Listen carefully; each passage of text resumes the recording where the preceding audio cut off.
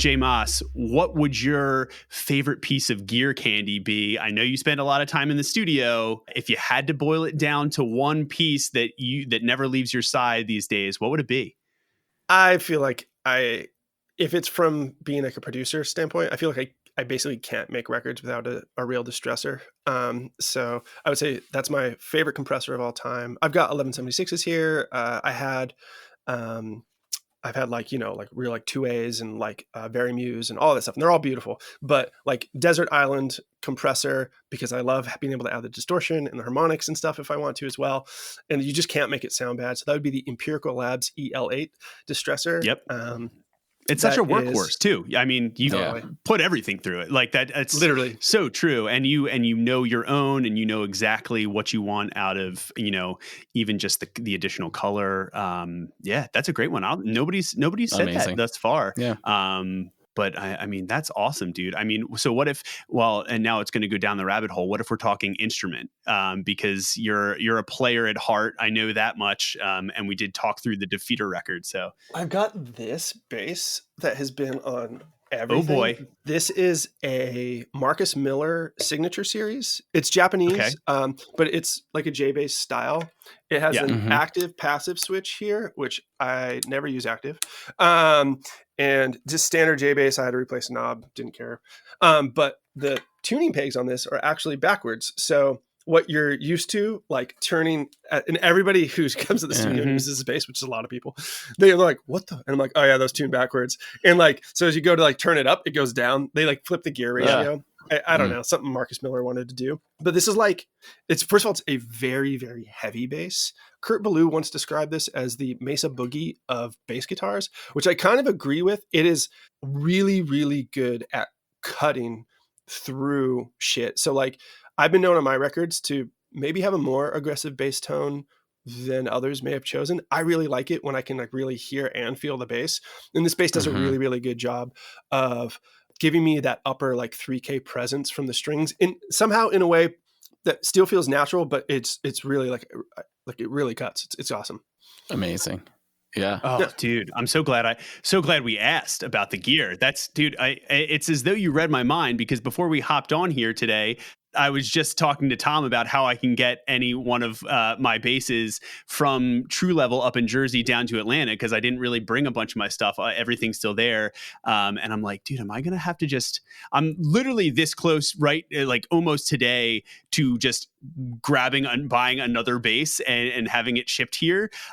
So ironically enough, that might have just sealed the deal. You want to send me that one? Yeah, I'll send you mine. Yeah. I promise I'll give it back. Yeah, sure. I bought it like on a whim. I had this band called Carpathian from Australia flew out. This is a funny story too. The label, I just done Shipwreck for Deathwish, and their label, who I'd never heard of before, ironically would go on to be our Australian label, but it's called Resist Records. They do like Parkway Drive, and they did this band Carpathian. They emailed me and they were like, yo, like, again, I was like very new. Like I was probably 2007 this happened or something. So I'd only been full-time producing for a year or two. And they were like, hey, like this band wants to come record. And I'm like, you guys are from fucking Australia. So I threw out a price. I won't even say what it was. It was so fucking low. And I just got an email back that was just like, awesome, we'll book the tickets tomorrow. And I just remember sitting at my computer they're coming to my basement. They're flying from Australia. They're coming to my basement right now. And I don't know that they know that. Dude. That's like the buyer's remorse. You throw out an offer on Reverb and it gets accepted. You're like, shit. Yeah. I just bought that. So like when they came, I like didn't really have my own bass yet. Like I was really just getting started, And so they were like, I was like, do you bring a bass? And they're like, no, don't you have a bass? And I was like, I can have a bass, yes. So it's actually it's on its way. It's at the store. Let's go get it. Yeah. I just got to pick it up. Yeah, so I drove with their bass player. It's a store that's defunct now, but it was called Daddy's Junkie Music up here in Boston. And I was just like, this bass looks sick. I just bought it. And he was like, whoa, you just like bought a bass? And I was like, yeah, we need one. And you found a treasure. How much would you pay for it? Dude, it was only $700. What a steal, considering how many records that's probably been on and how good it ends up sounding. Isn't that just the best, Tom? We love that. It's so good. Okay, Jake. Okay, now this turned in. This is like the first, I think, Gear Candy trifecta in history. So that's how much we appreciate you and like you. Is we got to ask now, mostly by our doing, because we're bad at really narrowing it down, and the Desert Island one piece of gear is really an almost near impossible feat. We know that, but you're starting to dabble in your own little making a tool to help others. So tell us about that. Yeah, I'd call it more than a dabble at this point. So I come from a computer science background. I basically dropped out of being a computer science major to tour, and I always liked it and I was good at it, but it wasn't very fun. So I quit. It was a lot more fun to go play shows. Anyway, so that's my background. And at the start of the pandemic, I had already had this idea. So I've mastered a lot of records, like a lot. And what I realized is that there is actually a constant when we're mastering records. It's a constant when we're doing anything with the audio, but that's human hearing, right? It's both from what frequency to what frequency, but then inside of the frequencies that the human ear and brain can perceive, we have preferences. And we also what I noticed as I was mastering record after record, the input signal would be variable, right? The mix I get from whomever comes in, and then I'm trying to make it sound great on all playback systems. I'm trying to handle both the sonics, that is to say like EQ and balance in that way, along with the dynamics with care. And what I was realizing is that while it's a very strange psychoacoustic kind of nebulous skill to develop, right? Like it's a really weird thing. That's why you'll find that a lot of mastering engineers are old because they have been around audio and been critically thinking about and manipulating audio for a really long time. So like all the ironically, like all the people with golden ears that are like the world's best mastering engineers probably can't hear north of 15K, but it's not because they're old and their hearing's going away. But they have so much experience, right, with psychoacoustics. And so there's so much to consider. But I started thinking like, well, if human hearing is the constant and the mix is always going to be a variable, can't I solve for that? Like that's like a one variable. Well, I shouldn't say that. There's a lot of variables, but it's like solving for human hearing is the variable based on the input signal. And then we have all kinds of other conditions that we're going to analyze and look for as a way to solve for that variable. So I made a local prototype, and this is a crazy story, dude. My management company called me and was like, yo, Chino from Deftones wants help setting up his home studio. Can you fly out and help with that? And I said, yes. And so I was recording a band called Callie Mossy from Chicago here. We had a couple days off. I got on a plane, fucking February 2020. I land. And as I land, Andy, who I talked about with all the Defeater stuff, he texts me and he goes, are you going to Lake Oswego, Oregon? And I was like, yeah. And he's like, dude, that is like ground zero for coronavirus right now. Right. And I was like, oh, that's not good. And so I didn't think much of it because this is like pre-mask, just like COVID was like hitting the news, right? February 2020. And I was like, all right. So then I wake up the next morning, Chino texts me. I was FaceTiming with my wife and Chino texts, and he's like, dude, like, it's just crazy. He lives in Lake Oswego. He was like, dude, this is crazy. Like, I just can't have anyone over. Like, I'm sorry. And I was like, okay. So I'm sitting in this hotel, like, probably half a mile from his house. Like, what are we going to do? So my manager picks me up and we go grab noodles. And he was like, at the time, we were like, what if this COVID thing lasts like a few months? That's going to be crazy, right? And so that would be crazy. Would that be crazy? Yeah. And we're talking about like, well, what are we going to do in the meantime? And I had been kicking around this local prototype that I developed to master audio. And there was a couple problems, like one problem in particular that I was having difficulty solving for. And James McMillan, who's at Stateside Management, was asking me, and I was telling him about this stuff. And I don't know if you guys have ever had this experience, but I've had it a few times. It's always come in handy where like you talk through a problem, like externally to someone else. And as you talk through the problem, the solution presents itself in your mind just by like articulating the whole thing, something clicks, right? And so I was probably like mid-sentence with a mouthful of noodles trying to like talk to James about like what I'm going to do, but I'm having this problem, especially. And then I was like, and I just like paused, and I was like, wait a minute. Oh, I think I figured something out. Oh God, incoming. Yeah. Yeah. And so James is like, I don't even know what the fuck you're talking about. And I was like, nah, it's fine. And I go home, I fly home. I basically just flew to Oregon to have that epiphany and buy my wife vegan gummy bears, which is a strong overall move. I've said yes to UK tours as recently as 2 weeks ago, maybe with the explicit instruction to not come home unless I had a suitcase full of Percy pigs for my lady. So I dude, get that for sure. Yeah. Yeah. So I come home and then I immediately try this like epiphany I have, and it like works. I remember I was just sitting at my desk, and, like my wife was like folding laundry or something, and I just like stood up and like put my hands behind my head. I was like, I think that worked. And I was like pacing. I was like, whoa, whoa, whoa, whoa, whoa. So I just started fucking feeding it input signals, and I was like, this is working. And then I was like, okay, I really have to like test this, because if I'm going to put effort into this product, first of all, it's the type of product that benefits everyone, yet everyone's going to hate because it's super disruptive, and they're going to think that I'm displacing mastering engineers and all of this shit. Like, I understand that, but it's not that. It's just really, really helpful. I'll talk about that in a second. But so I was like, I really need to make sure this works. So for months, all of the mastering work that I would get in, I would say, hey guys, I made 2. So I'd do the job like I normally would. And then I would run it through my local prototype. And I was surprised at how often people were like, yo, we really like the B version, right? Which would be what would be the algo that would become Master, right? So I was like, wow, that's like the blind test you need to be like, okay, wow.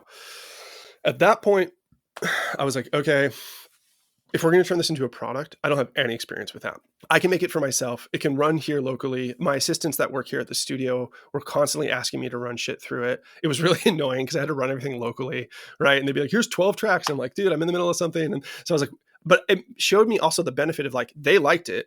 They wanted to use it. I was like, God damn, if I could just make a web interface for this, like where people could just log into their account, keep track of stuff, run it through the stuff on the back end. But like at the time, like I didn't know how like Google Cloud Services did that stuff. I didn't know anything about like parallel scalization as load increases. Like you know, I'm just not a real developer. So I started calling developers who could help me with like the web stuff. Because this isn't like a Squarespace site. Like this is like a really complicated website. And I, through Facebook and just references and whatever, had calls with like maybe 15-ish different developers and tried 1 or 2 out. Wasn't really a great fit. I just called this one guy. It was, you know, we don't know each other.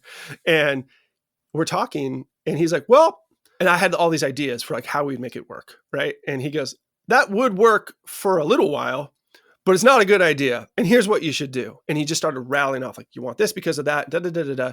And I could tell like, oh, this dude knows exactly what he's doing. Then, and you're not even gonna believe this, serendipitously, he tells me, by the way, I hope it's not weird, I proposed to my wife with a Defeater song. And I was like, no way, dude, you're the guy. Like, you're the guy. I think this is going to work. Dude, honestly, I love that. And that is one of my favorite things. And I think it happens the older we get, too. It's just somebody being like, yo, I don't want to make this weird. We just met in the wild, you know, completely off topic.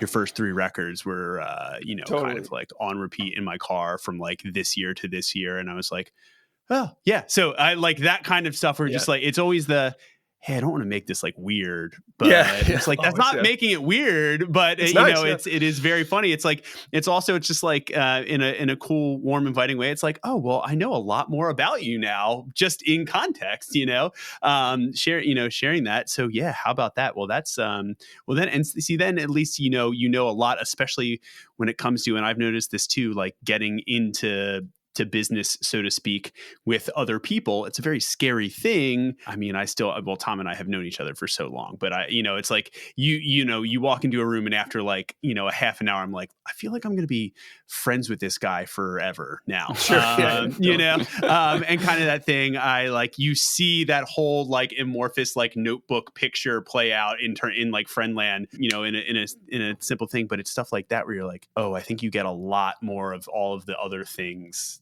that I also fuck with, right? So yeah, we talk about that a lot, right? It was like really like he had a similar trajectory as me. His name's Joe, by the way, Joe Tagliaferro. And so right around the time I dropped out of school to keep touring as a computer science degree, he was like, that seems like a bad idea. And he finished his computer science degree. And and aren't we glad he did? Yeah, exactly. So in short, we've created a tool that anyone can use and you can try it for free. You can just make an account. You can throw as many songs as you want at it. And I really, really encourage people to do this, because you're not going to trust a product like this until you hear the results back yourself and you compare it to other things. Because unfortunately, or maybe fortunately for us, there's been other efforts to do what we're doing, but they kind of suck. And so the first thing that had to happen is we had to prove the concept through that local prototype, through that blind testing, to real artists, right? And real like music listeners, that this is actually an absolutely viable master, and one that can beat out, because as we know, everything's like a little bit subjective. So they just might like the AI one better, right? The other thing that's cool too is, as we consistently distill all of these best practices into software, it never has a bad day. Its ears never get tired. It can master as many songs as it wants all the time, right? And so what I find myself doing as an engineer, I use it every day, right? Obviously, but like I'll like take my mixes, I'll throw it at it, right? In the time it takes me to go pour a cup of coffee, for an average song, our mastering process takes about 3-ish minutes, right? And that's because there's all these analyzation phases it has to go to. And then once we actually make these decisions, we have to render like another really high quality wave, which just like you would render it out of your DAW, right? Like it just takes time. You got to wait for the bounce bar, right? You got it. Yeah. Right. So then I'll just get in the car and I'll just jam it. We've actually implemented this really cool feature where like you can sequence your record on there and you can hit one button and you can preview the whole thing. So you can just hit play and go cruise, put in your earbuds, put in whatever, and just like subjectively listen to it in a different environment. Or you could do it on your studio playback, whatever you want. But it's awesome because like it totally, even if you think that you're going to use a human, going to use a human mastering engineer, it's really those old cool. things. Yeah, those old ancient pieces of crap. What's awesome is like, if you wanted to know what it was going to sound like mastered, now it's like drag and drop and okay, I'm going to use Mike at Rogue Planet or something like that anyway, who's amazing, right? But like, you get to inform your mixing process. You get to inform your decisions. You don't have to bother anybody, right? So a lot of people use it for their releases, and you totally can, and I totally encourage that. Other people still want to get traditional mastering, but they use it to inform their mixing. And by informing their mixing in this way, they make better mixes and they don't have to bother anybody. It's super cheap. I mean, just to throw mixes at it is free. And then on top of that, like if you want to download something or if you want any of the advanced features, then there's paid tiers and stuff like that. But comparatively speaking to like traditional mastering, it's infinitely more affordable. Yeah. I mean, there's so much in there to unpack and so powerful. And I think so interesting too, for anybody that, that listened to your record process interview where we talked through the Defeater record. And so much of that was about the human element in playing and really capitalizing on that. And so to like go and span the full spectrum on the other side and see that there's a place where this AI and new tech can kind of also be really useful, but in a still authentic and organic way, I think is really interesting and really neat and very cool. I know I've heard a few friends of ours have had great results, of course, and I was up at Alan Day's spot. Oh yeah, totally. And he was showing me some stuff. It was amazing. It was awesome. Oh, cool. Yeah, I love Alan. But so I appreciate it, and I highly encourage. We'll obviously link to all the good stuff, so that people can try it out. But I think that's even just an introductory use for it too. It doesn't necessarily have to be a full supplemental, like you're completely eliminating all the human element of mastering engineers and that like gut instinct and musicality from, because sometimes just like people are going to you or myself or Tom as a producer, as an engineer, as a mix engineer, you're going for like a set of taste, preferences a lot of times too, based on former work and based on, those shared ideals. Like we said, you know what I mean? It's like, oh, you like this record? I happen to have made that record. Interesting. Okay, cool. We know that there's a crossover in that Venn diagram. And I think that's what's interesting too, is this is kind of like maybe a much better, much more powerful, much more calibrated way of saying, hey, how's this mix going to react when I really crush it to get it to the volume that I need to, and that's, and I know a lot of guys and people have, different, viewpoints on this. Some people love the sound of crushing their mix with a limiter, and that's the sound I want. And other people kind of use it as a reference to see how the transients are going to react, whatever it is. This is maybe perhaps a better way of reimagining that use for it mix engineers and producers. It is, and I can just very succinctly and briefly tell you why. So any plugin process that you're going to use only hears what it's hearing in that moment, and the best decisions that it can make, or maybe by grabbing a small sample size, depending on latency buffer or how the things are built in, but they're not going to listen to the entire track, right? So the reason like this process is far superior is because we'll take like the entirety of the track, right? And we're making decisions based on the whole thing, not just a snippet in time, not just like a limiter, but our choices are, or the AI's choices are infinitely dynamic and variable based on the infinitely and dynamic variables of the input signal. And so that's why it takes a process. Like people ask us like, well, why can't you just make it a plugin? I guess we sort of could make it a desktop app, but like you'd have to, but then you'd lose like all of like the internet collaboration and sharing features and stuff like that. So you'd have to plop it in. It would still have to analyze the entire song and make its choices for that reason. And then, regarding like, you were mentioning people liking crushed mixes and stuff like that. You can do that with us too. So we had rolled out what I was kind of thought was like the Goldilocks version of the AI, which sounded great on basically all sources, but it didn't surprise me after a while. Users, I would say like Bo from Seo Sims 1 and Jaime from Pierce the Veil both reached out, and Jaime was looking for something like darker for something that like he was working on. And Bo said he wanted the test mix winner, which was bright and loud, and right. Yeah. And so I was like, okay, I could totally see different use case scenarios for this. So we basically made like a 3x3 matrix, which gives us 9 different settings. Now, again, these aren't like presets, right? These are just tuning things so that when we look at the input signal, we filter through a lens that sort of curves towards these different output tendencies. Right. So if you go up in the matrix, it's louder. If you go left, it's darker. And if you go right, it's brighter.